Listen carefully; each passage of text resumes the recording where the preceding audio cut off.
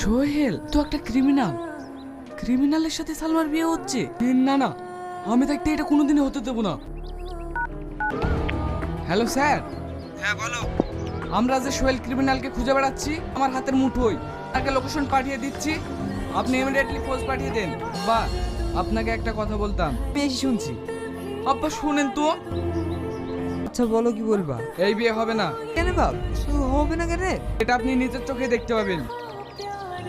You are under arrest. আমি আবার কি করলাম যে আমাকে অ্যারেস্ট করতে এসেছেন? এটা থানায় গেলেই বুঝতে পারবি। আমাদের বাড়িতে পুলিশ কেনে হয়েছে? বে, তোমার পছন্দের গুণধর জামাইকে ধরতে এসছে।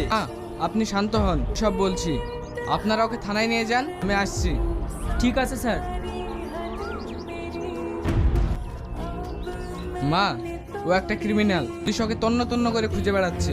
তো খুব চালাক, গা ঢাকাতে আর কতদিন থাকবে বলেন? এই দেখেন তার প্রমাণ, তার জন্য অরেঞ্জ সার্টিফিকেট দিয়ে দিয়েছে। তাহলে একটা ক্রিমিনালের সাথে আমার সালমার বিয়ে হচ্ছিল। কাঁদিস না রে বোন, কাঁদিস না।